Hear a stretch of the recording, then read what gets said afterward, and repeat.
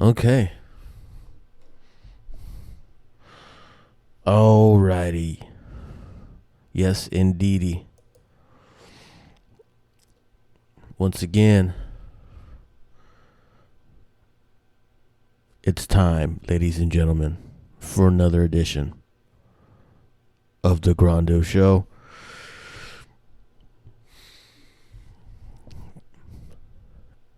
Got a good show for y'all. Got a great show for y'all.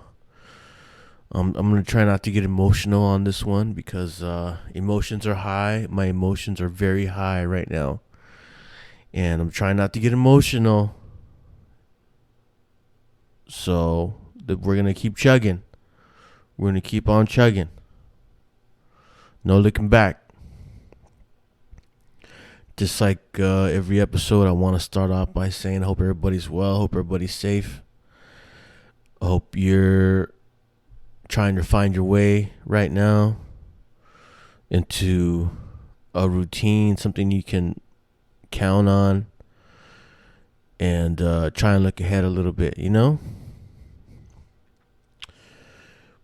So, that being said, we're all kind of still going through the quarantine. Now, here's the thing, right? Here's the thing. I cannot imagine what it's going to be like when we reopen.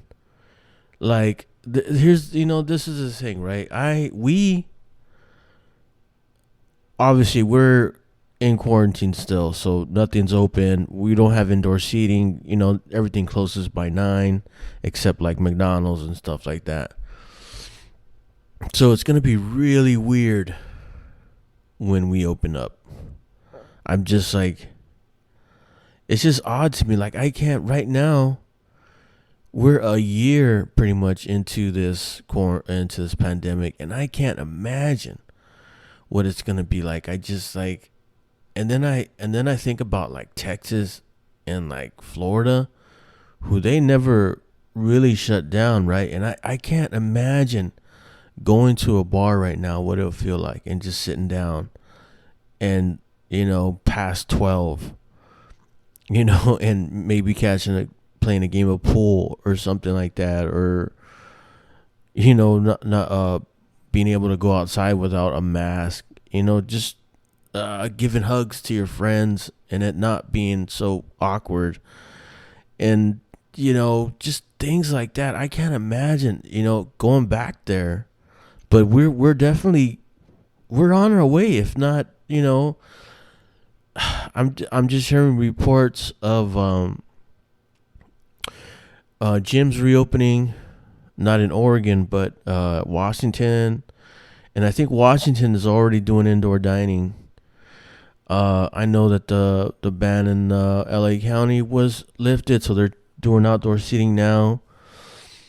But it's just so like, it's just like, for me to think about going to a bar without a mask and sitting at the bar and just trying to enjoy myself is like,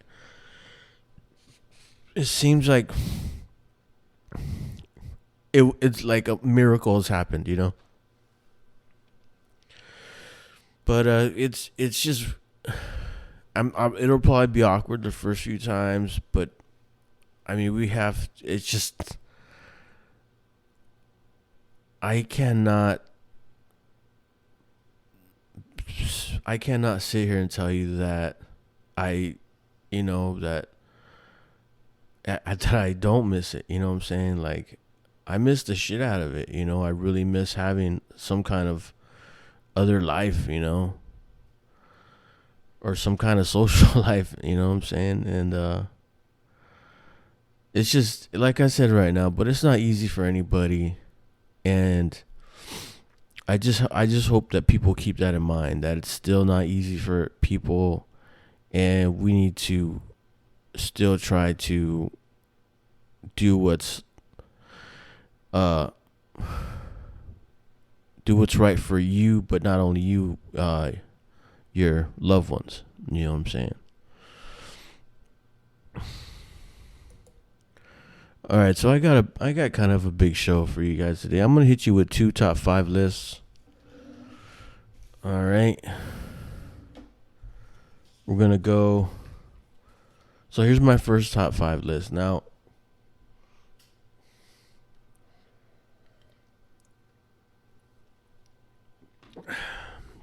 my first top five list. Okay, so there's TikTok is on Instagram now, and there's a lot of TikTok videos. There's a lot of TikTok videos, like a shit ton, and they're all kind of good and whatever. I know that a lot of people started going on TikTok and during the pandemic. I mean, even before it, but I just I never got on TikTok or I never subscribed to TikTok because I'm just like, Instagram's enough. You know, I have other couple other. I have a Twitter handle and a Facebook and all that, but uh, just anyways. So there's a TikTok video that there's usually a lady who tells you how to speak English, like an English person, or just different phrases. And I thought, wow, that's fucking stupid. And I was like, I mean, because it's not that it's educational, but it's just like random thoughts. It's just like, well, this is like, this lady is like being so professional about it, and I'm like, it's like, why are you doing this? It's like, this is dumb. I can't believe it's even getting like the platform that it's getting. It's like, some of them. There's like different ones though. There's like, how to say, I don't care in Italian, and then it's a whole different story. Anyway, but it's funny anyways. So I got this. Both of my lists are kind of like that today. So here's my top five. My first top five, okay, of the night. The top 5 ways to say I'm hungover. Okay. Now I do not have a college degree. There's no scientific studies that back up these claims. These are my opinions and mine alone. All right. So number 5 of saying you're hungover. Why does my head feel 5 times bigger? Well, I'll give you a guess. Number 4. Ways to say I'm hungover. Number 4. Can I have some Advil and coffee, please? Now, why do you need Advil and coffee? Because you're hung the fuck over.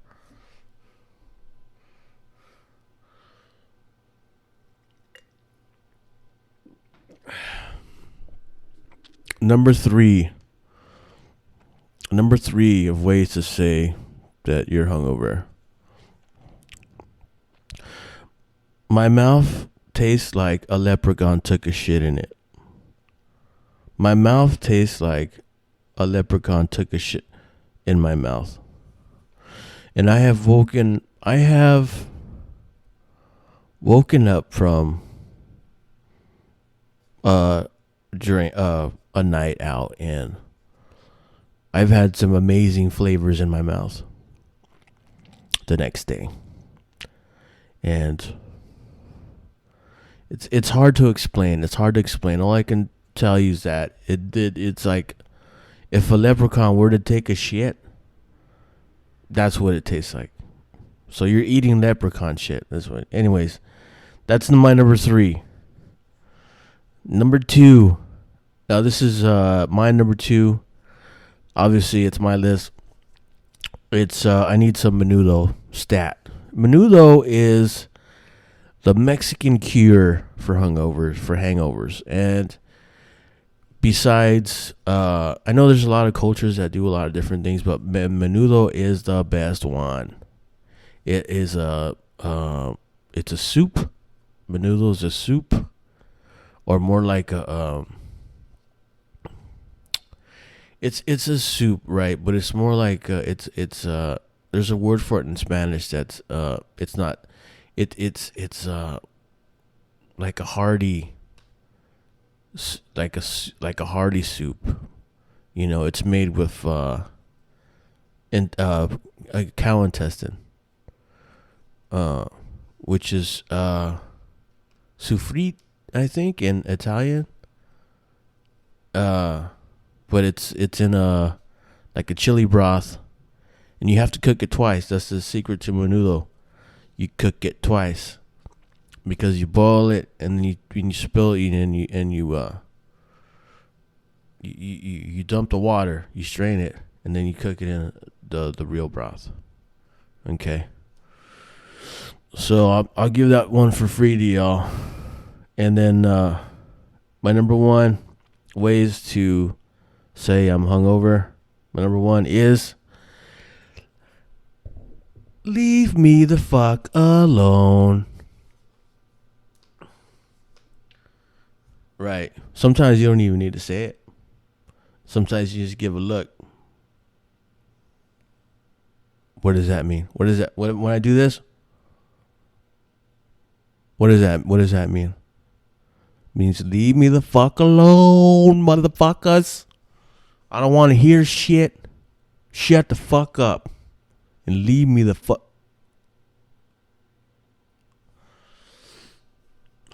Yeah. Okay. I thought that was pretty good. Actually.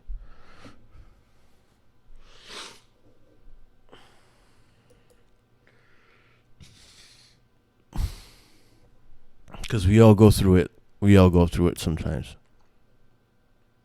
It's like, yeah, okay, all right. Okay. I got you, boo. All right. So one thing I did want to bring up is that I'm starting to get I'm starting to get more stories of people who are dealing with the pandemic and their business is shutting down and what they're trying to do, you know, to make sure that they're helping out themselves out and, you know, part of being still helping out the community. And I found a story about a lady who got laid off for the pandemic. She's from Brooklyn. And she started selling pizzas from her apartment, which is like what they started doing in New York, which is kind of weird to me, but at the same time, maybe the safest way to go about it. I'm surprised it really hasn't shown up here yet, but it's this lady, she was just like, fuck it, I'm going to make pizzas at my apartment. And she sells out. She pre-sales all her pizzas to like $150. She does it like 3 days a week, and she sells out. And I saw a little piece on her, a news piece on her, and I was totally floored. I was amazed by what this lady was about to what she was doing, you know. And so one of the things that she was doing is she was writing "Love You, Mom" on her boxes, on all her pizza boxes. She would write that, and come to find out that her mother had passed from COVID, and that it really wrecked her, and it gave her a motivation to keep pushing. Of what she wanted to do was she wanted to open a pizza shop in New York City, which is not easy to do. So it's just it was one of those stories that really stood out to me, and I just wanted to acknowledge that lady because people really won't understand what it's like, you know, to work in that kind of environment, and you know, and not only keep your sanity, but have customer service and stay on top of all your other shit that you need to do, because you're not just cooking food, you're prepping, you know, you're buying product, you're doing inventory, you know, there's a lot of things that have to happen in order for you to maintain, you know, quality and all that shit. There's a lot of factors that go into it.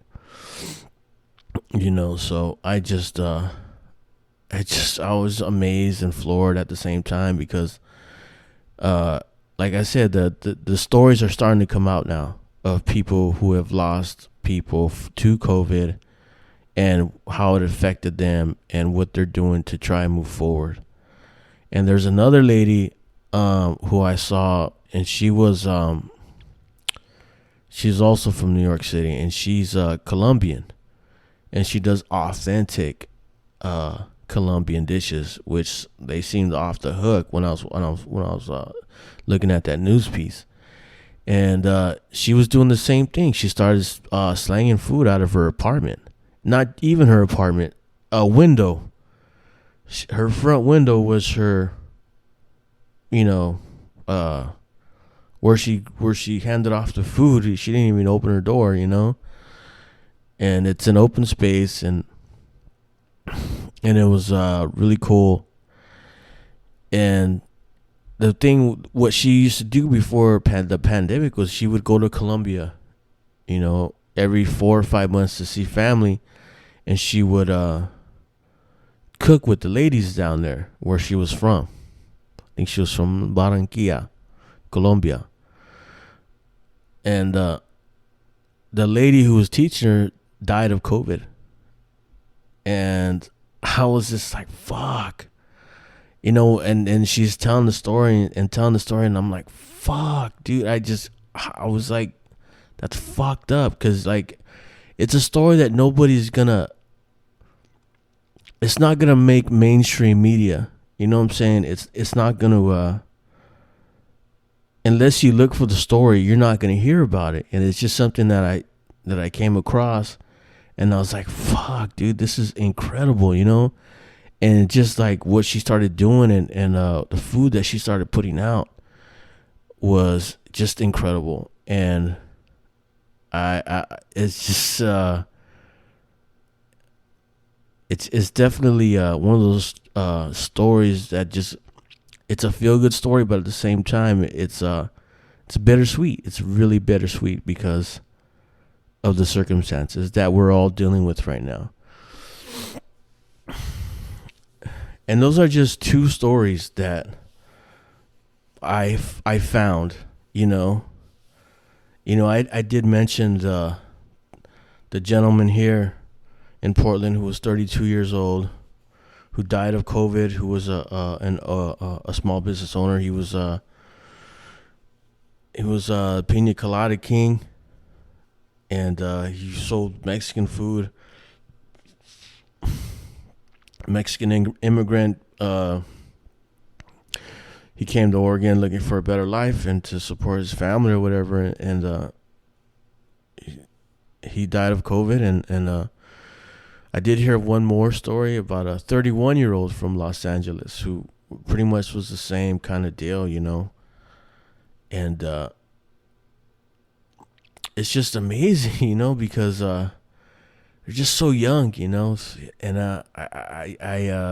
I struggle with it sometimes, and also it gives me motivation because I just we need to push through this, what I'm saying? We need to push through it, and hopefully get a chance to change things, or not necessarily change things, but try to be better, be closer with other people, and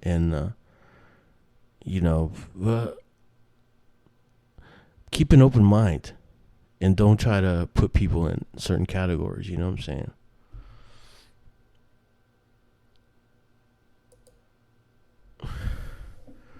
So, like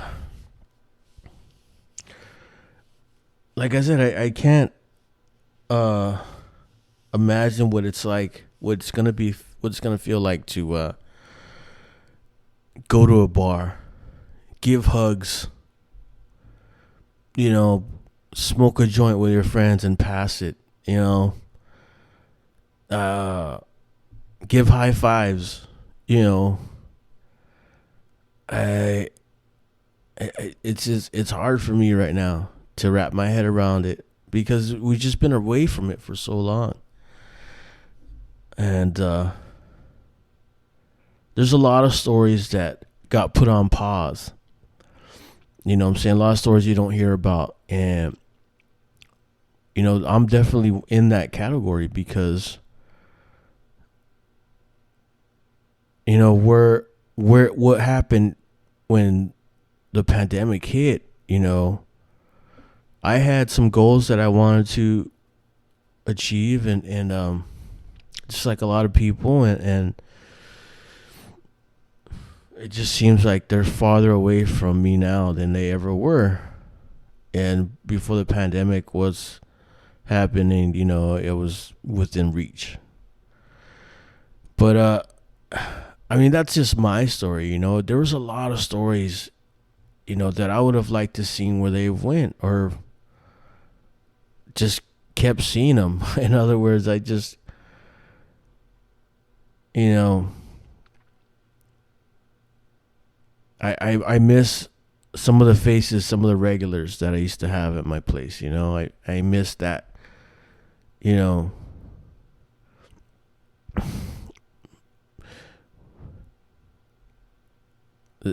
There's some things you don't forget. You know, some things you don't forget. When I'll just give you one example real quick because I don't want to dwell on this too long. Like I said, I don't want to get emotional.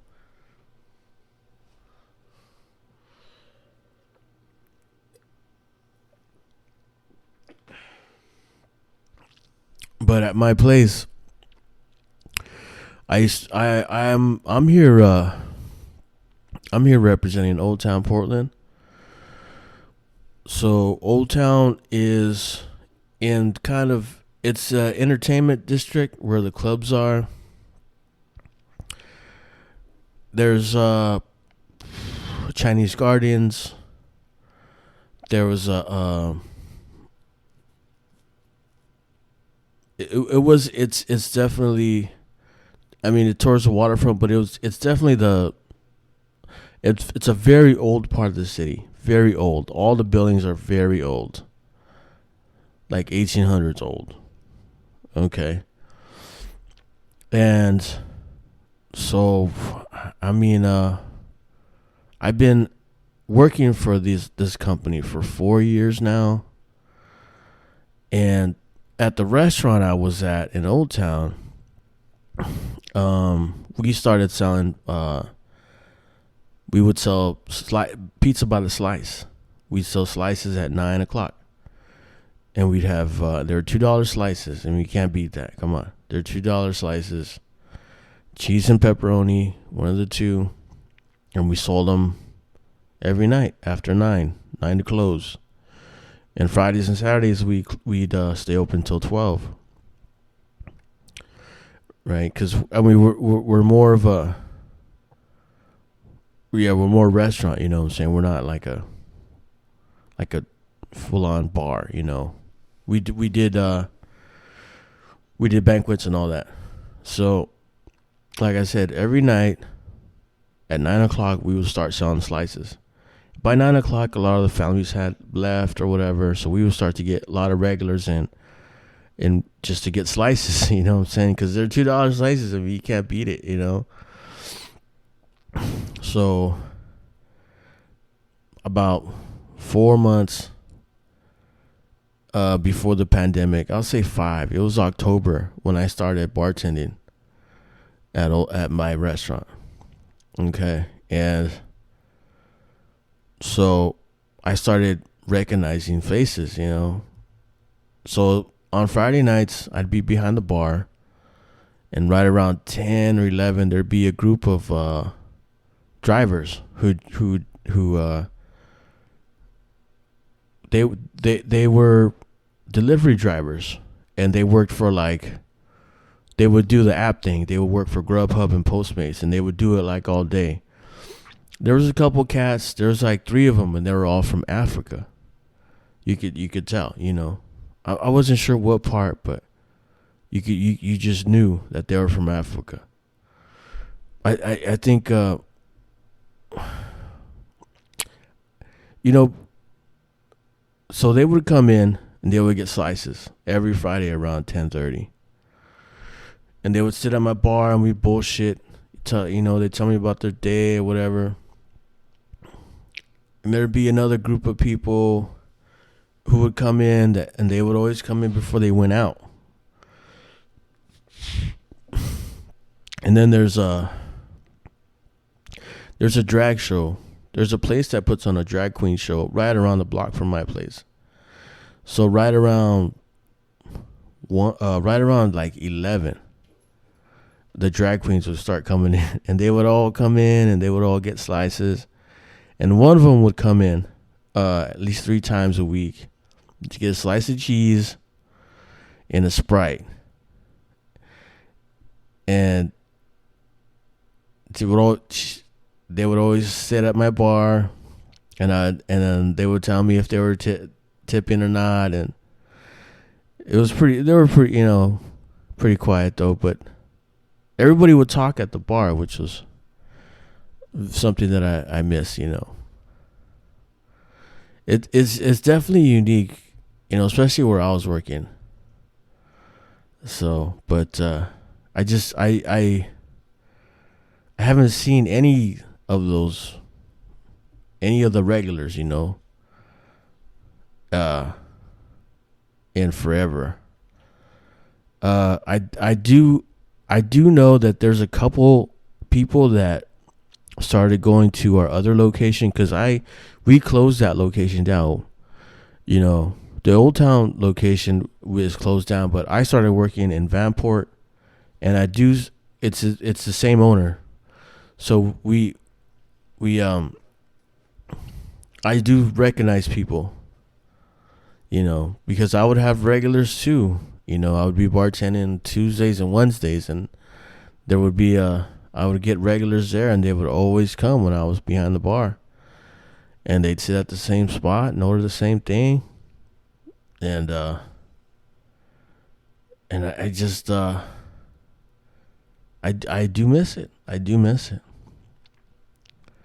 I miss that whole vibe,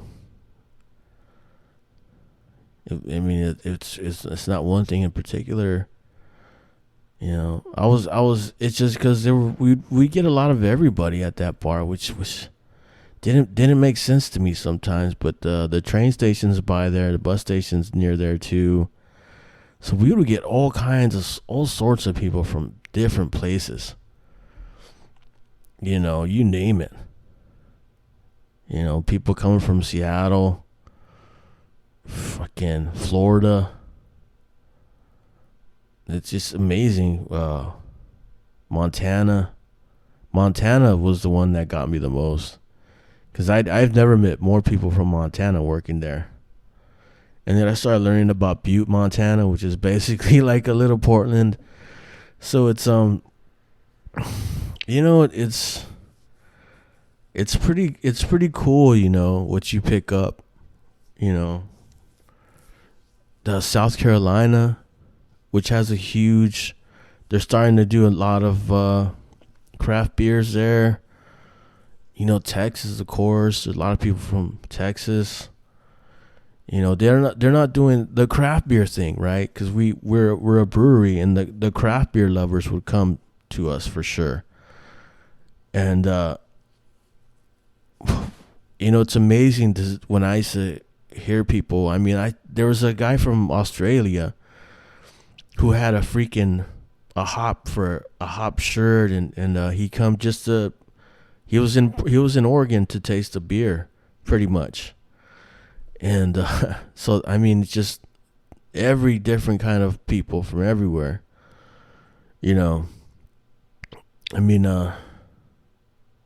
Yeah, Utah, Idaho, of course, is right there. But mostly like where the craft beer is, and yeah, it's amazing how craft beer, where it's going, and how many people are doing it. But I've tasted a lot of different stuff, and I think Oregon was definitely ahead of the curve on that one. I mean, I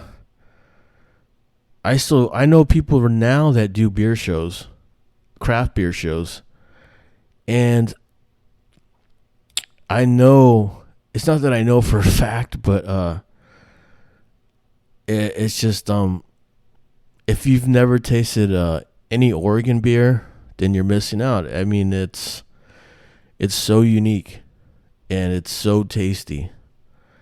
And from what I can see, as far as where a lot of breweries are and where we are, I mean, Oregon breweries, it's very different. I don't want to get into specifics or nothing, but I'll just put it this way: I've tasted some of the best IPAs, maybe in the world. Everything just works here, you know. Some things just unreal that you would think that beer could take it there, you know, because beer is just like Budweiser. You know, a lot of people think beer is like Budweiser and Coors Light or whatever. I mean, I'm drinking a Coors Light now, but it's because I'm not feeling too well. Just a little hazy, that's all.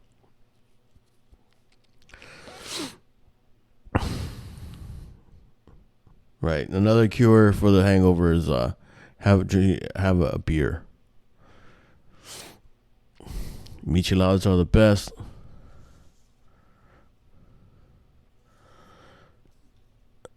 I can't wait to get back to it.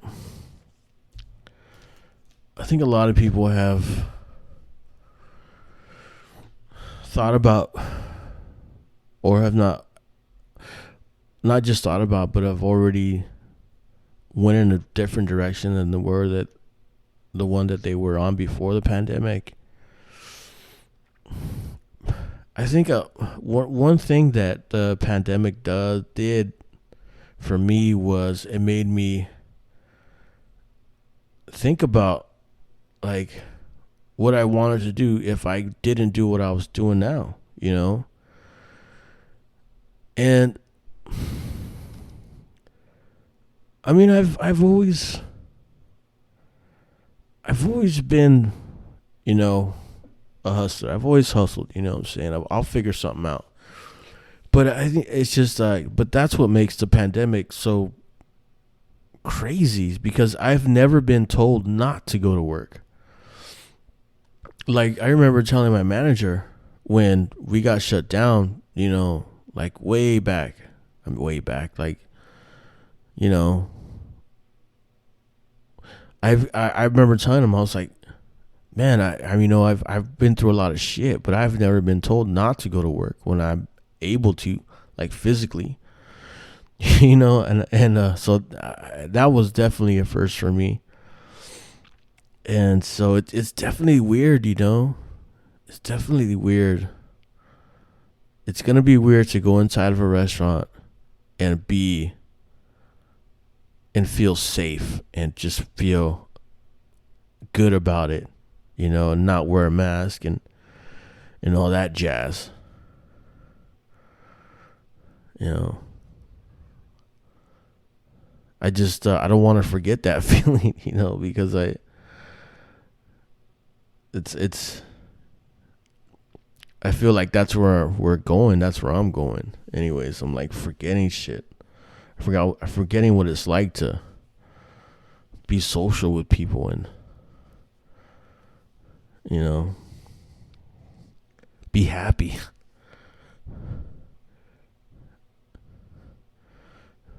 Happiness. Oh my God. All right, but that, you know, it's definitely something to look forward to. That's for sure. All right. That's all I'm saying. Try to look forward to some shit, for sake. All right. All right, so I told you I had two top five lists. So this is my second one.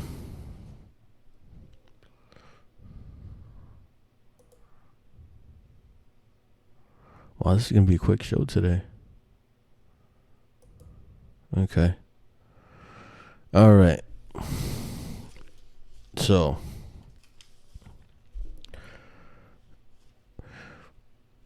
is there anything else I wanted to bring up? No, I don't think so. I mean, the Super Bowl's this weekend. Pretty happy about that. At least we're getting a Super Bowl this year. It's pretty cool. You know, but I don't remember the last time this game didn't mean anything to me. That I mean, this game doesn't mean that much to me, and I can't remember the last time I said that. You know, or it's not that it doesn't mean that much to me. It's like it's kind of meaningless. You know. But if there was ever a meaningless game, it'd be this one, Super Bowl. And anyways, and I'm sure some people are gonna try and enjoy themselves, but I just wish that I could really enjoy myself and not worry about it, you know, having my face fucking melt off. All right.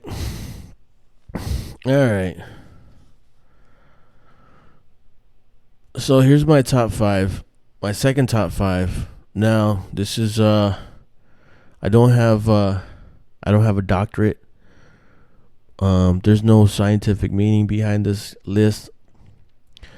I have no formal training. I'm actually kind of stupid.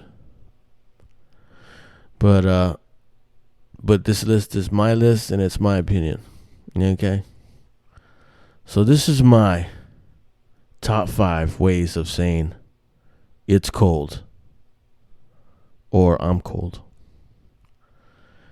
Number 5, it's fucking cold. Number 5, it's fucking cold. I like it. That's a solid number 5. That is a solid number 5, okay? I love saying that.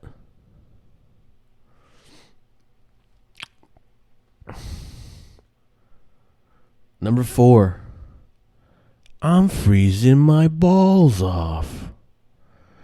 Or I'm freezing my nuts off. The female version would be I'm freezing my tits off. So, that's a good one, though. That's a good one. I like that one. That's a good number 4. Number 3 is it's a bit nippy out. Nippy. It's a bit nipply out. You see what I did there?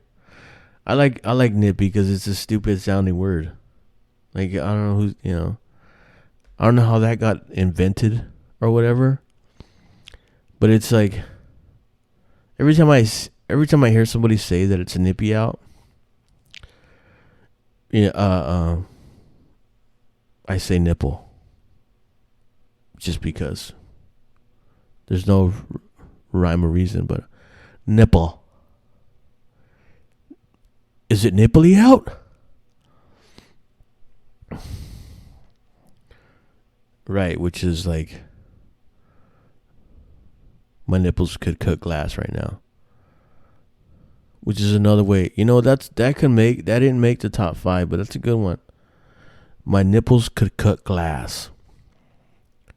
That's like a solid number 6, but we're doing top 5. We're doing top 5, okay? Nipply out. It's nipply out. That's my number 3.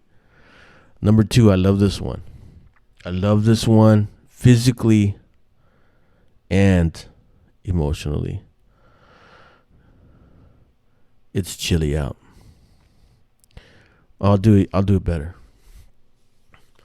Oh, it's chilly out. Oh, that was a good one. Ooh, it's chilly out. I love chili. I love the word chili, and I like eating chili. And it makes me think of chili. Every time somebody says it's chilly out, oh my goodness, it's chilly out. Yes, it's chilly.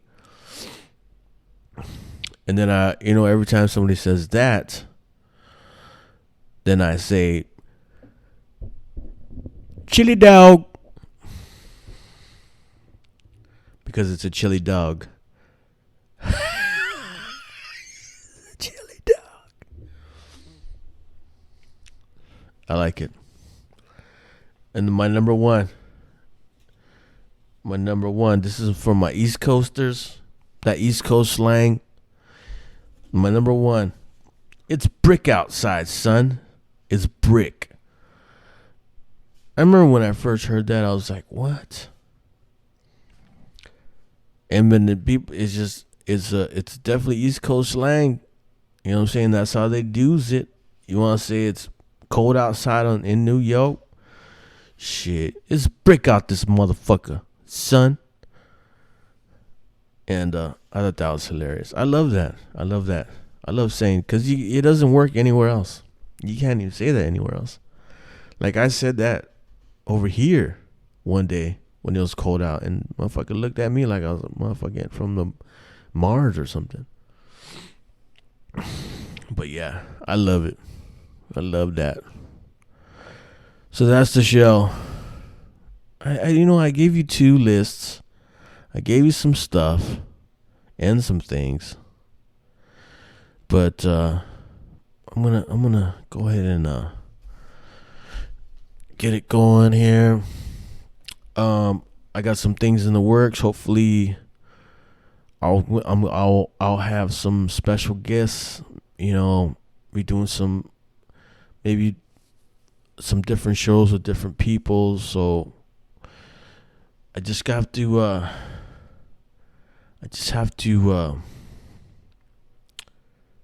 Just keep at it, because I just have to keep doing this. Try to promote myself some way. Try to network some way. But I just I have to keep it. I have to keep it rolling, man. I have to keep it moving, because there's still a long way to go, and I want to be here with y'all. So I love you guys.